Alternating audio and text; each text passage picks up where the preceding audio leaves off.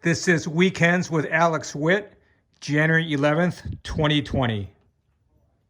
To that decision to carry out the U.S. airstrike.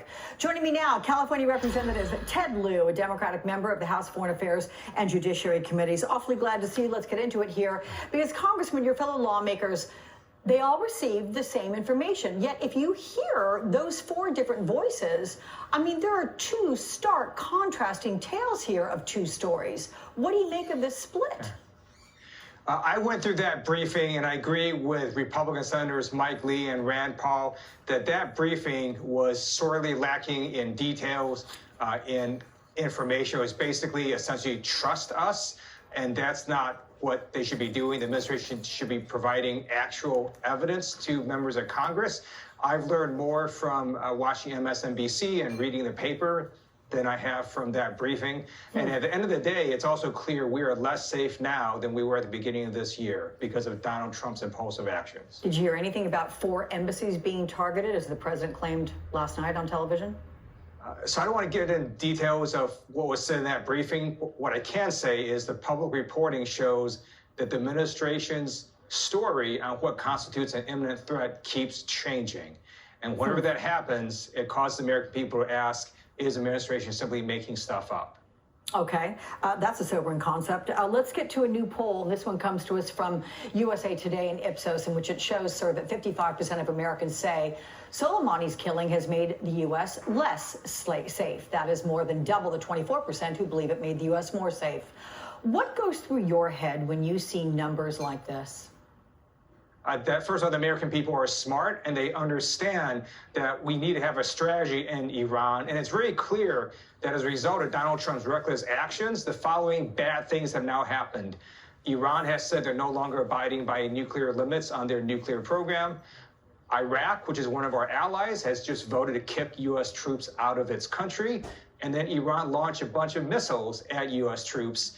This was all avoidable. We are clearly less safe now than we were at the beginning of this year. So look, there's been a lot of conversation that surrounds what precisely led to the killing of General Soleimani. And we're learning from a new Wall Street Journal report. Here's the quote. Some high-ranking officials who ordinarily wouldn't be consulted in advance and leaned on to later explain it publicly said they learned of the action from news reports. I mean, what does this tell you, sir, about who the president is getting his advice from, and does it concern you? For the last 3 years, Donald Trump has shown that he is impulsive and reckless when it comes to decision-making. And what's even worse is that he puts his own interests above those of U.S. national security. It's one of the reasons he was impeached, because of his abuse of power of his office for putting his own interests above that of our country. And if the Wall Street Journal's article is true, then this is highly disturbing. So as we turn to impeachment, though, there are remnants of the Iran issue in this question, because according to that same Wall Street Journal report, the president told associates he was under pressure to deal with Soleimani from GOP senators, whom he views as important supporters in his coming Senate trial. Do you believe that the president's impeachment influenced the Soleimani strike? It would not surprise me. I know other evidence than what I've read in the Wall Street Journal newspaper. I do note that it is consistent with Donald Trump's behavior, where he continually puts himself and his family over that of the United States of America. And so I would like to see if there's additional facts that come out from the allegations in that story. With regard to House Speaker Pelosi now saying that she's going to send over both articles of impeachment to the Senate this coming week, what does that process look like, and how soon might we see a trial begin? I think it's important to take a step back and ask, why was Donald Trump impeached in the first place? It's because he abused his power in soliciting a foreign government to help his re-election campaign. That is illegal. It is unconstitutional.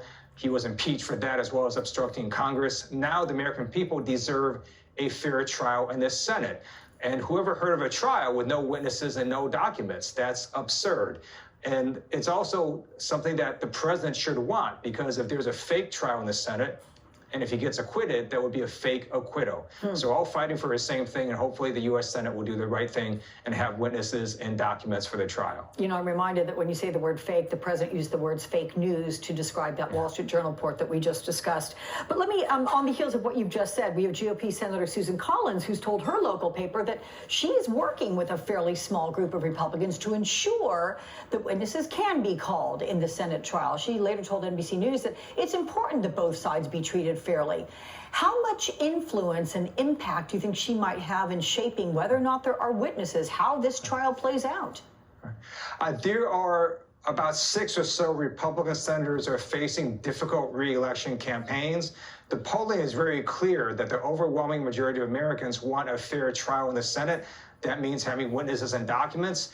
I don't think these 6 or so Republican senators want to vote no on having witnesses or documents for the trial. I think that's one reason Susan Collins is working so hard to make sure that there's actually a fair trial in the U.S. Senate. But even beyond that, in terms of the who, sir, President Trump is now signaling that he would block testimony from his top aides, and that would include former National Security Advisor John Bolton. As you know, he said he would testify if he was subpoenaed. So take a listen to the president. I would love everybody to testify. I like Mick to testify. I like Mike Pompeo to testify. I like Rick Perry to testify. I want everybody. But there are things that you can't do from the standpoint of executive privilege. You have to maintain that. So we'll see where it all goes. I'm curious your reaction to that. And would the prospect of executive privilege be able to apply to John Bolton if he says, no, I will comply with a subpoena? The president is lying. He doesn't want those witnesses to testify. If he wanted them to testify, they already would have testified. And so American people need to ask, well, why doesn't the administration want those witnesses to testify? In addition, executive privilege cannot be used to cover up evidence of criminal misconduct.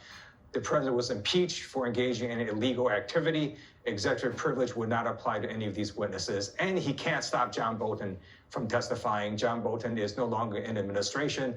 John Bolton can do whatever he wants to do.